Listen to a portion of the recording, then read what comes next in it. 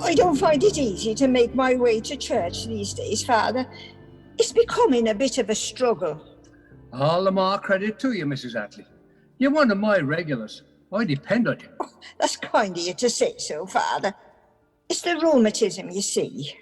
But I'd say you are quite mobile. No, not my legs, my hands. Oh, just look at my hands. It's all those years of massaging the rich and famous. If it weren't for the tablet, I'd be in constant pain. My dear Mrs. Attlee, I'm so sorry. Father Divot, tell me now, am I a good Catholic? I would say so. Would you? Would you really? I would. Oh, I hope so. And I'd like to be at peace with heaven if ever I was took suddenly. And why should you not be? But you see, Moira, there was no point in telling Father Divot about it, because I've never repented. Repented? What about, Gran? No, I got to risk my punishment. But what have you done, Gran? I did a great wrong to Mrs. Klingsland. Mrs. Klingsland? I can scarcely believe that. Mrs. Klingsland, of all people. You did her a wrong? Mrs. Klingsland was your favorite client, so wealthy and generous. I remember you talking about Mrs. Klingsland when I was a tiny tot. And yeah, what about that big doll you gave me on one of my birthdays? Was I 5, 6? And telling me it came from Mrs. Klingsland with her love. How on earth could you ever have wronged her? Generous. Yes, indeed, that she was. And wasn't it through her help that you were able to buy this house? It was, Moira. And more than that. It was only because of her that I lasted through the worst of the Great Depression. What saw me through were the careful, safe investments that she passed on to me from her great banker friend. Well, thank goodness things are looking better now. Oh, that's all due to Franklin Delano Roosevelt. Did you know that Mrs. Klingsland was a great friend of our president? I did not, Gran. Did you ever meet him? You were always going out to the houses of the grandest people. Oh, no, I never met the Roosevelts. But Mrs. Klingsland had so many friends, and they were all high-up people. Many's the time she'd say to me, Cora, oh, think of the loveliness of her calling me Cora. Cora, I'm going to buy some Golden Flyer shares on Mr. Stoner's advice. Mr. Stoner of the National Bank, you know. He's getting me in on the ground floor, as they say. And if you want to step in with me, why, come along. There's nothing too good for you, in my opinion. And as it happens, Moira, those shares kept their head above water all through the bad years. And now I think they'll see me through and be there when I'm gone to help out you children. Gran, that's all well and good, but you're wandering off the track. You said the great wrong I did to Mrs. Klingsland. I simply can't believe that you could ever have injured your great benefactor and protector. How can you say that you did harm to a friend like Mrs. Klingsland? Harm? Oh, no, I don't say that. I never harmed her. Oh, I could never have done that. But I did her a great wrong. I wronged her when all I wanted was to help. All right, then. You did her a wrong. Tell me, Gran, tell me about it.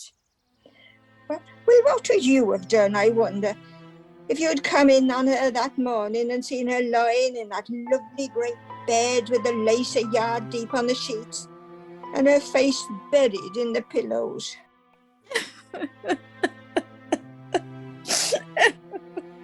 Would you have opened your bag, same as usual, got out your coconut cream and talcum powder and the nail polishes and all the rest of it, and waited there like a statue till she turned over to you? Or would you have gone up to her and turned her softly round like you would a baby? There, my dear, what's the trouble, eh? You can tell Cora Attlee. Tell me what it's all about, and I'll help you. Oh, help me. Nothing can help me now. I've lost it. What have you lost? come on, you can tell Cora. My beauty, Cora, my beauty. This morning, just before you arrived, it suddenly came to me. My beauty, it's gone. It's been slipping away day by day. And now, there's nothing I can do about it. Your beauty, is that all? And there was me thinking it was your husband or your son, or your fortune even. If it's only your beauty, can't I give it back to you with these hands of mine? But what nonsense all this is, with that set of face looking up at me, tear-stained though it is. Now, what's brought this on? The looking glass. This morning, for the very first time, I saw these wrinkles around my eyes. Do you see? There and there, wrinkles, tiny lines. I've never seen them before. Oh, one late night. I'll have those disappear within minutes. You just see. Let me get at him. Well, was it true? She lost her beauty. No, things like that don't happen in an instant. But youth and beauty are living things, Moira. Like flowers, they bud and then they blossom and then they fade. Yours too, Macushla. Remember that. Oh, we can hold back the passage of time, but only briefly. What my dear Mrs. Kingsland had glimpsed was the first signs of the inevitable process. Poor lady. So what did she do, Gran? Well, we started on a new routine. Every morning she'd demand her looking-glass and then make me tell her that it wasn't true. And every morning she believed me a little less. She'd ask her husband, poor man, and him never noticing any difference in her looks since the day he'd led her home as his bride, 20 years before, maybe. Well, life must have become very difficult. It did, because nothing that he or anyone else could have said would have made any difference. From the day she saw those first little lines around her eyes, she thought of herself as an old woman. Did the thought never leave her? Not for more than a few minutes at a time. Oh, when she was all dressed up, laughing and receiving company, then the faith in her beauty would come back to her and go to her head like champagne. But it wore off more quickly than champagne ever did. I seen her run upstairs like a giddy young girl and then toss off her finery and sit in a heap in front of one of her big looking glasses. It was looking glasses everywhere in her rooms. She'd look, and the tears would run down over the powder. Oh, well, I suppose it's always hateful growing old. Oh, now, Macushla, how can I say that, when my own old age has been so peaceful, and only because of her goodness to me? And yet you tell me you acted wrong to her? How am I meant to know what you mean? What do you mean, Gran? What terrible wrong did you do to Mrs. Kingsland? Tell me. You know, Moira, my love, that I've always had a touch of the second sight. It runs in the family. I believe you have it too. I certainly sometimes have feelings about people and places. I sometimes seem to know what trouble is looming for someone. I walk into a place for the first time, and I can know it was the scene of some awful tragedy. Oh, it's a gift, Macushla, passed on from generation to generation of Irish folk, going back unto the mists of time. A gift? Yeah, sometimes, and sometimes a curse.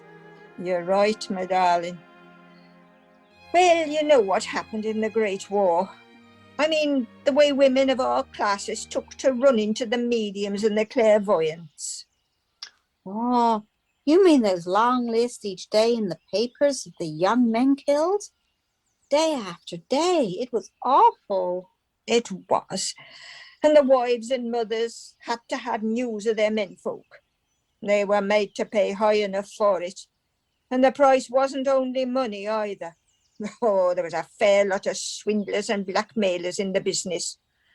Oh, the stories I used to hear, I'd have sooner trusted a gypsy at a fair. but the women just had to go to them. Well, when I was going from one grand house after another to give my massage and face treatment, I got more and more sorry for the poor wretches. Those soothsaying swindlers were dragging the money out of them, for a pack of lies. One day, I couldn't stand it any longer. I knew I'd have to help some of them, but I also knew that the church didn't look kindly on such things. So I went to Father Devitt. And the poor creatures, your heart goes out to them, does it not? When we lose a loved one, the powerful bond of love remains. And many folk, perhaps most, seek some sort of continued connection. You can't but feel for these grieving people, looking for assurances from their dead loved ones. But what are they really getting when they seek the services of a medium? The church teaches us to reject all forms of divination, conjuring up the dead, consulting horoscopes, clairvoyance. All such practices conceal an unhealthy desire for power. They contradict the honor, respect, and love that we owe to God alone. But what Father David said didn't touch me. Yes, I was with him in rejecting all this fake clairvoyance, but what he never mentioned was that those of us gifted with the second sight might do to help those poor distracted women. So one day, when I saw a lady half out of her mind because for ages she'd had no news of her boy at the front, I said to her, "If you'll come over to my place tomorrow, I might have a word for you." But wasn't that rather dangerous? Suppose you not... I know, but the wonder of it was that I really did have something to tell her. For that night, I dreamt that a message came saying there was good news for her. So next morning I told her that good news was on the way. The very next day, sure enough, she had a cable telling her that her son had escaped from a German camp and had found his way to the Allied lines. Oh, good heavens, Gran. I don't suspect she kept quiet about that. She did not. And you can guess the result. The ladies started coming in flocks, in flocks. You're too young to remember, child, for the same thing once happened to your mother back in Connemara, until the priest got to hear of it, and then it had to stop. And now she won't talk of it, so there's no need asking her. I've never heard a word about that. Oh, I'm not surprised, but perhaps I shouldn't have told you. No, I'm pleased to know. And when these women came to you? How could I help it? For I did see things and hear things at the time. Of course, the ladies were supposed to come just for the face treatments. But was I to blame if I kept hearing those messages for them, poor souls, or seeing things they wanted me to see? No, of course not, Gran. But had you been quite honest with Father David, would he have said it was all right to pass on what you saw and heard? No. And he said as much years later when I told him. It's a terrible thing that you did, Cora. Whether you have the second sight or not, it was not for you to put yourself up as knowing what the good Lord was keeping from those poor women. That is seeking to exercise a forbidden power over others. God's ways are not our ways, Cora. We may see needless suffering. God, in his infinite wisdom, may see everything quite differently. Oh, Father David, will I ever be forgiven? I've put myself on the same level as a woman like that Mrs. Mallinger. Mrs. Mallinger, I don't think the devil incarnate, Father. Oh, surely. She's a tout, one of the most notorious in New York. She controls about 5 or 6 so-called mediums. They find vulnerable people and fasten on them. It's not difficult to find out information about lost relatives. I know cases where she sucked people dry, selling them news they wanted to hear. It's just the same as peddling drugs. No, calm yourself, Cora. Your case is quite different from this Mrs. Mallinger. You aren't using your God-given gift to rob people, nor are you knowingly telling them lies they want to hear. But all the same, What you are doing is wrong. Wrong. Cora, I'm going to ask you to swear by everything that's holy, with your hand on this Bible, that you will never commit such blasphemy again. Not ever in the whole of your life. Do you swear? I do, Father. Indeed I do. Whatever may be revealed to you, you must keep to yourself. If you see things that others do not see, that is a personal gift to you from the Almighty. Do I make myself clear, Cora? Indeed you do, Father David. But at the time, Gran, At the time, I thought I was doing a good thing for those poor women, keeping them out of the clutches of fraudsters who were only after their money. but Mrs. Kingsland, what happened to her? Ah, with Mrs. Kingsland, it was a different story. From the day she saw those first wrinkles, the thought that she was old never left her. Nor could she help herself asking people all the time. A husband, of course, but friends, visitors, even the servants. Now, tell me honestly, don't you think I'm beginning to go off a little? I mean, I'm not what I was, am I? You can be quite honest with me. I do need to know. Do say what you think. She wore everyone out. After a bit, her friends fell away. Fewer and fewer came to the house. As for some of the newer ones who did visit, well, I didn't much care for the likes of them. But no one, the friends who clung on, the visitors who called, no one could give her what she craved.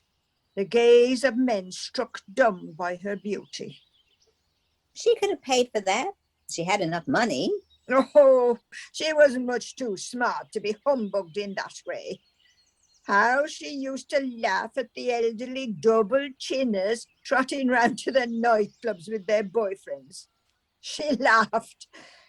Yes, she couldn't bear no longer having men around her, flattering, admiring, loving. I can understand that. Can you? Can you really, Moira? I don't believe that anyone can really know what a beautiful woman suffers when she loses her beauty. For you and me, and perhaps most women in the world, beginning to grow old is like going from a bright, warm room to one a little less bright, a little less warm. But to a beauty like Mrs. Kingsland, it's like being pushed out of a brilliant ballroom, all flowers and chandeliers, into the winter night and the snow. Oh, Gran. Oh, what a season, Cora. A ball every night of the week and a different pattern each time. I'd no sooner show my face in the ballroom than the young men were clustering round, each asking for a dance. My card was always filled in seconds, and the proposals, I could have married 100 times over. Oh, who gave a thought to the future? We were eternal, forever young, indestructibly beautiful. And all of us, women and men alike, day after day, we'd glance into the looking glass and see no changes. Life itself was a dance. We were happy, carefree, young. Nothing could touch us. But we were blinded by youth. Perhaps that's as it should be. Reality is too harsh for the young to bear. And the reality, Cora, is that human beings are not immortal. That youth passes away all too soon. I have only to look in the mirror to see the truth of that. Time is inexorable, and time is cruel. I think this was about the worst time of her life. She lost her tooth. She began to dye her hair. She went away to have her face lifted, but it wasn't a success. She came back looking different, but no better. That's when I really began to worry about her. She began to rely on me more and more, keeping me by her bedside for hours and paying me for the appointments she made me lose. And then there were the hangers-on. Hangers-on? How do you mean, Gran? People prowling about in the background. People I didn't like the look of. People who made a living from exploiting the weaknesses of old women. Look at this letter, Cora. Did you ever see such a thing? Well, who's it from? Well, that's just it. I've never met him, and he's asking me to marry him. Oh, merciful heavens. Oh, I don't know him, but I do know about him. He's a count or something or other, a foreigner, and he's in trouble in his own country. Oh, and he has the effrontery. Oh, I know that he's what he's after, of course.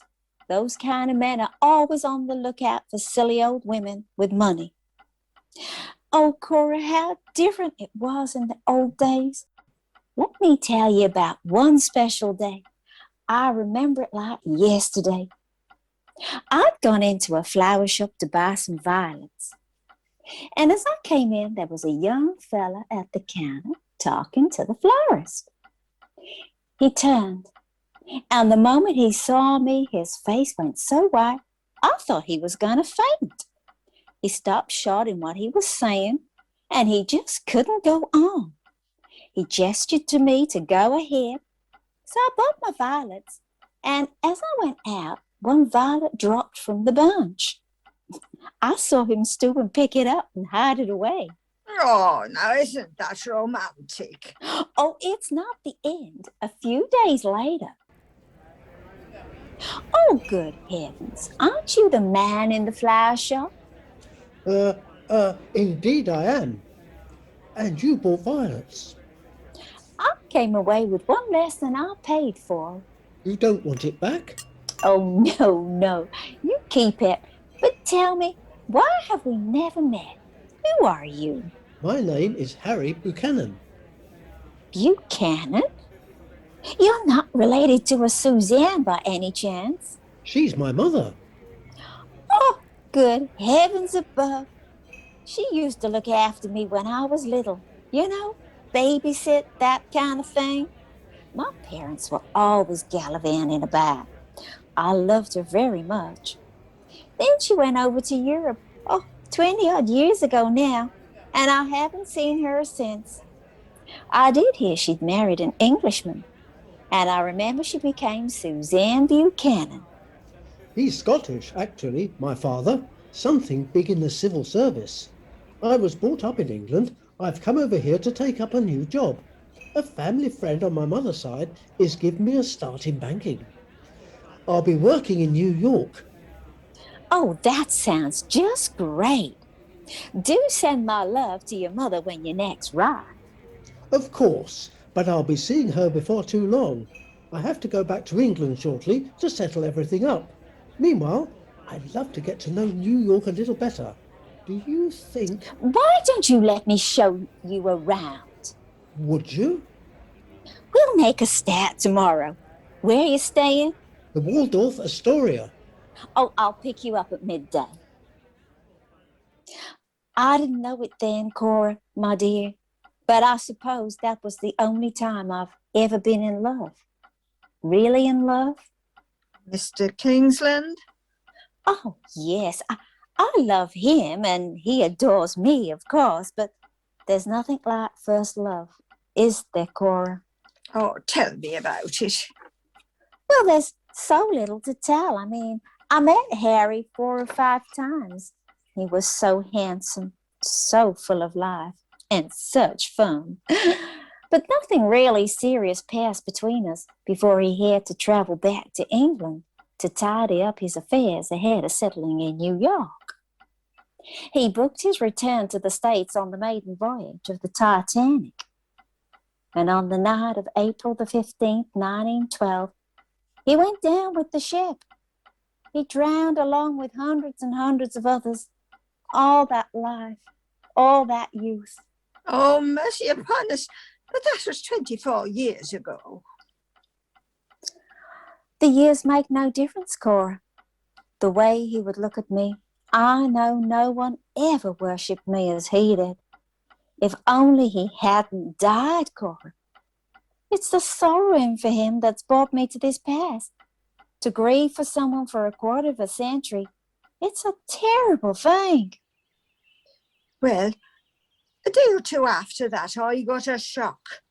Coming out of Mrs. Klingsland's door, just as I was going in, I met a woman I'd know among a million, even if I was to meet her again in hell, which is exactly where I will if I don't watch my steps. It was a woman called Mrs. Mallinger, a pimp who controls a team of fake mediums across New York. All of a sudden, pieces of a jigsaw came together. I'd heard it said that this Mrs. Mallinger had fallen in with a foreign count who was costing her a fortune. The count who'd written to Mrs. Klingsland. Exactly. And I saw well enough what could happen. She could persuade my poor lady that the count was mad over her beauty and get a hold over her that way. Or else, and this was worse, she could make Mrs. Klingsland talk and get the story of the poor young man called Harry Buchanan, who was drowned. Then she'd start bringing messages from him, and that could go on forever and bring in even more money. You couldn't let that happen, Gran. I could not. I was so sorry for my Mrs. Klingsland. I could see she was sick and fading away. Her will was so much weaker than it used to be. If I was to save her from those gangsters, I had to do it straight away. The solemn oath I'd given to Father Davitt and my conscience would have to be sorted out later, if they could be.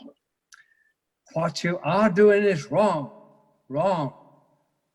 Cora, I'm going to ask you to swear by everything that's holy, with your hand on this Bible, that you will never commit such blasphemy again. Not ever in the whole of your life. Do you swear? I do, Father. Indeed, I do. Oh, believe me, Moira, I never did such hard thinking as I did that night. It seemed to me I was after doing something that was against the church and against my own principles. But then I told myself, what'll happen if that woman really gets her claws into Mrs. Klingsland? She'll bleed her white and leave her without any help or comfort. Now, I'd seen it happen, and I wasn't about to let it happen to my lady. I spent most of the night in thought, and in the morning I was sure of what I had to do. I had to beat that Mrs. Mallinger at her own game. I felt pretty sure that the Mallinger woman would soon realise that my lady would never fall for the count. So she tried to reach her through the young man who drowned, Harry. I had to get in ahead. Not so well, Cora, since you asked. I'm still finding it hard to get a night's sleep. I woke up about 3 in the morning and couldn't get to sleep again. Well, now, I find that very peculiar. Why? Because exactly the same thing happened to me last night. Really? Yes, and something very strange as well. I don't know why. Perhaps it was the way you spoke about that young man on the Titanic. But at just about 3 o'clock, I suddenly felt as though he was in the room with me. Oh, Cora, perhaps he was. Quick, tell me, what happened? There was nothing to see, but out of the darkness, something came to me. In my mind, I never told you, have I, that I have the second sight? Cora. I never speak of it. All my life I've felt things, known things that other people don't. I never use the gift these days. It's against the church's teaching. But this happened last night. It was so clear that I just have to tell you. It was from Harry. It was a word he desperately wanted me to bring to you. Oh, what? What was it? He wanted me to tell you that he'd always loved you from the very moment he first set eyes on you in that flower shop. Then why did he not tell me so? Well, I'll have to try and reach him again and ask him that. Tonight, Cora, tonight, I just know he'll come, and you must be ready for him. You must write down everything he says. I want every single word written down the moment he says it. Well, here was a real difficulty. Writing wasn't ever my strong suit. As for finding the words a young gentleman in love who'd gone down on the Titanic might use, Well, you might as well have asked me to write a Chinese dictionary. But it's wonderful, as Father Divot says, how Providence sometimes seems to be listening behind the door. That night, when I got home, I found a letter waiting for me from one of my patients. My dear Mrs. Attley, may I appeal to your generosity of heart, which I know from personal experience is overflowing with love and compassion? Some years ago, before the financial disaster, when we were very well off, we employed a young Irishman as tutor to our 3 girls. We all grew to love him dearly, but of course, when our fortune and our income were wiped out, we had to let him go. We are now living in very reduced circumstances. Now, I've just learned that Shonak is virtually down and out, but much worse. I was told that he was dying of consumption. He is living in some wretched rooming house in Montclair. I'll put the address at the foot of this letter. Mrs. Attley, could I ask you to visit him and do whatever you can for the poor fellow? You are so good with your hands and your medications, to say nothing of your great comfort you bring people in distress. I shall be forever grateful to you for how you supported me in the days of the Wall Street crash. I send you my best regards, Aurora Bentley. Oh, you're not the only one with a second sight, Mrs. Attley. It runs in my family too. Second sight doesn't come into it at all, Shonak. This is simply to save that poor woman from falling into the hands of cheats and blackguards who'll rub her blind. And it'll bring some comfort to the poor soul. Tell me now, are you any good at all with the writing? Well, we'll soon find out what 3 years in Dublin University did for me. Now what's needed? Give me the story. Well, his name is Harry Buchanan. My lady, her first name is Dorothy, by the way, met him 25 years ago before the Great War. They met in a flower shop as strangers, but she was astonished to see him at dinner shortly afterwards, when she discovered he was the son of someone who'd looked after her when she was young. They spent only a short time together before he had to go back to England. Although nothing was said, she's as certain as she can be that he adored her. He booked a return to the States on the maiden voyage of the Titanic, which, as you know, was sunk with much loss of life in April 1912. Harry died in the disaster. Oh, yes. Harry? If I don't jump in first, my Mrs. Klingsland will be at the mercy of a particularly ruthless fake medium. Oh, she's so vulnerable. All I could tell her was that Harry came to me last night to say he'd always loved her. You should see the effect it had on her. But she immediately asked why he'd never told her, and so I was forced to say that I would ask him. That's when she demanded I write down every word he uttered. Oh, it's beyond me, Shonak. Write this down, Mrs. Attley. My dearest Dorothy, you asked me why I didn't declare my love for you. In the florist, I was so struck by your beauty I could scarcely speak. Oh, a little slower. Could scarcely speak. Yes? But when I saw you next to that dinner, so elegant in that gown, I felt further away from you than ever. Got that? Further away from you than ever. Yes. I walked the streets all night. Then I went home and I wrote you a letter. But in the end, I didn't dare send it. Yes, that's really very good. Didn't dare send it. And like this, we had so little time together. I could never give up the courage to speak. But I loved you then. And I love you still, Harry. I bet that went down well, Gran. It certainly did. Mrs. Klingsland swallowed it like champagne, blinded by her beauty, struck dumb by love of her. Exactly what she'd been thirsting and hungering for all those years. I can guess what followed. She wanted more of the same. Of course. How fortunate it was that I had young Shonak to help me. He was dying from consumption, fading before my eyes. Yet I only had to sit down beside him with my pencil and notebook to the ready, and he would seem to retreat into another world.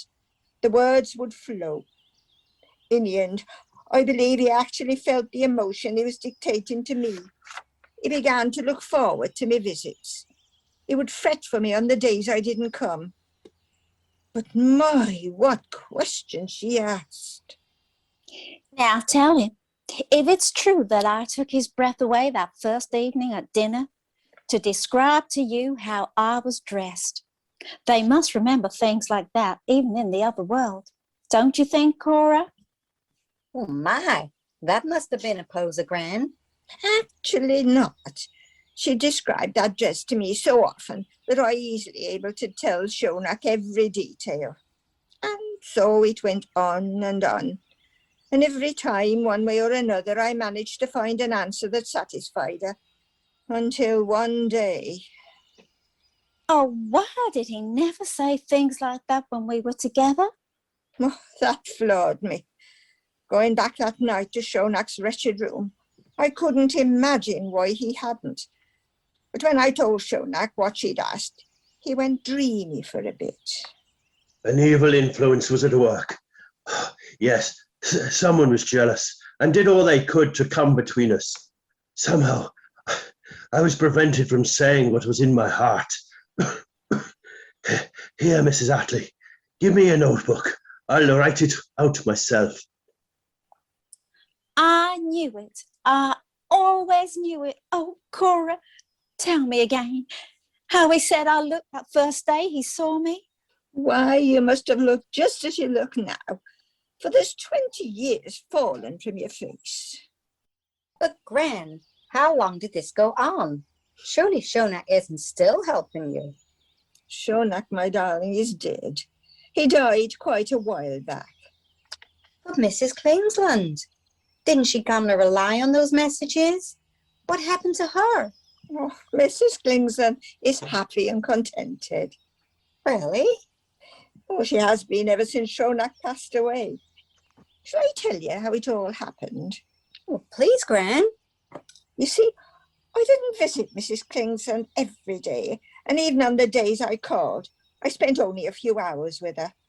I couldn't stop her asking, seeking help and comfort from other people. And she did, of course, but she quickly saw through them. Oh, Cora, I can't get on without the messages you bring me. The ones I get through other people just don't sound like Harry, and yours do. Mrs. Kingsland, I've been going against my church and risking my immortal soul to get those messages through to you. If you found others that can help you, so much the better for me. And I'll go and make my peace with heaven this very evening.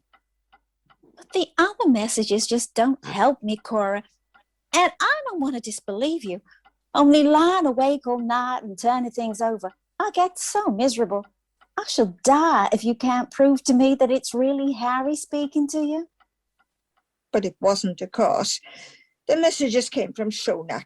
I really was the medium. Granny, you don't mean... Do you think that Shonak... Oh, let me go on. I went over to Mrs. Kingsland and took her two hands in mine. How can I prove it to you? It's not possible. Well, there's only one way. And what's that? You must ask him to repeat to you that letter that he wrote and he didn't dare send to me. I'll know instantly then if you're in communication with him.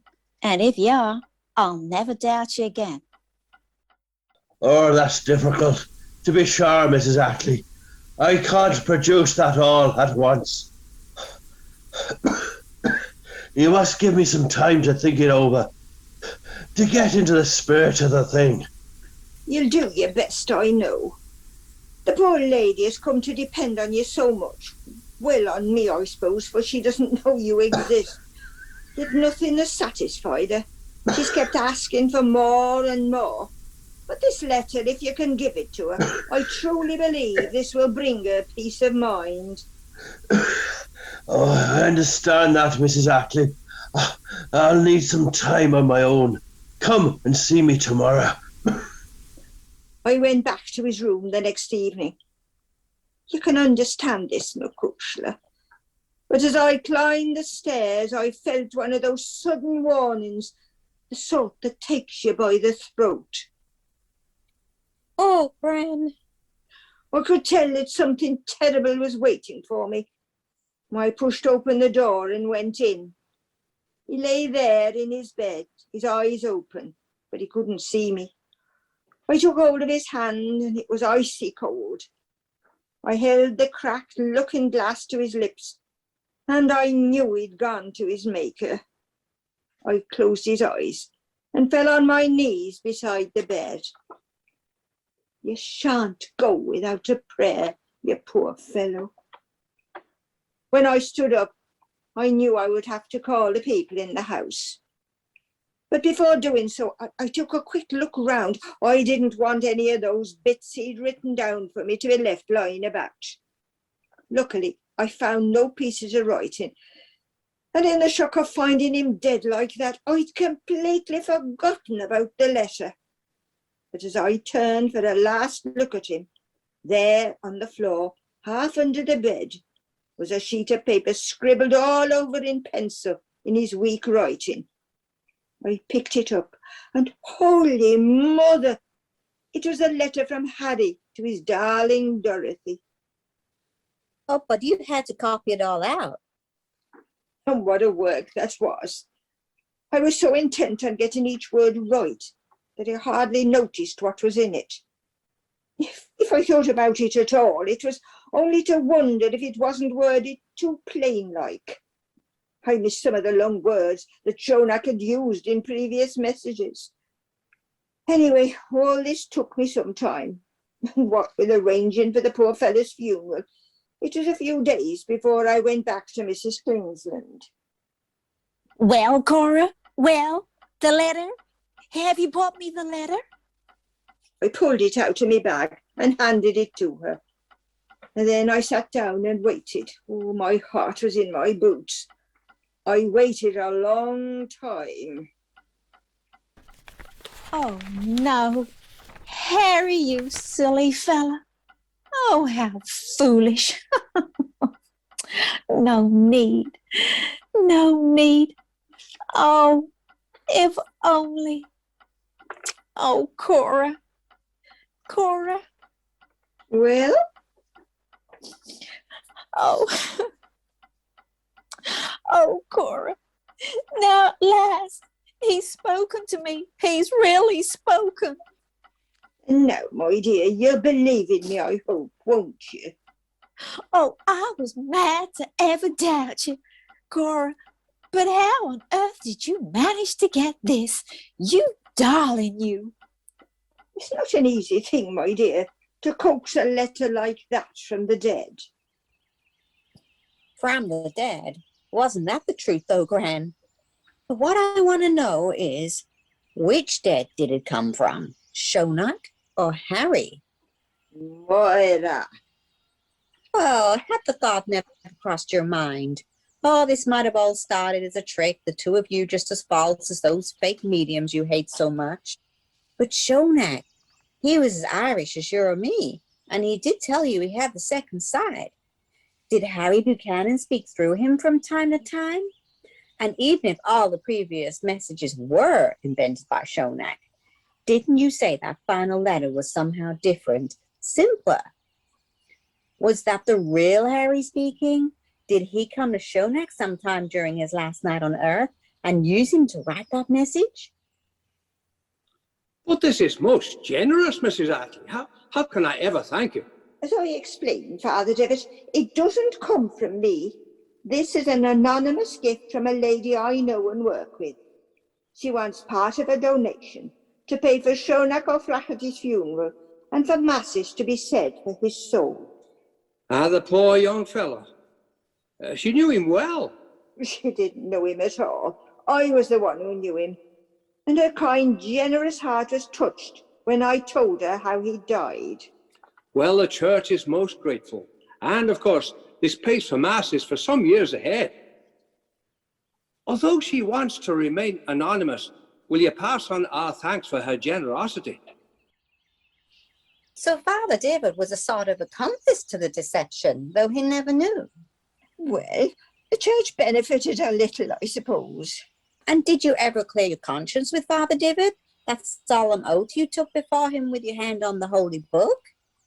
Well, I thought about it a great deal, as you can imagine. And in the end, I realised I hadn't broken my oath at all. Oh, I may have done a little wrong, though with the best of motives. But my oath, oh no, I'd stayed true to that. And how do you make that out, Gran? What I solemnly swore to Father Divot was that I'd never again use my second sight to pass on information to other people, to foretell the future, or bring messages from beyond the grave. And nor did I. I kept my oath to Father Divot. It wasn't my second sight I was using to help poor Mrs. Kingsland. It was play acted as far as I was concerned. Pure theatre. Second sight never came into it. Well, not your second sight, perhaps, but that final letter from Shonak. What of that? Ah, that, Macushla, is something we'll never know.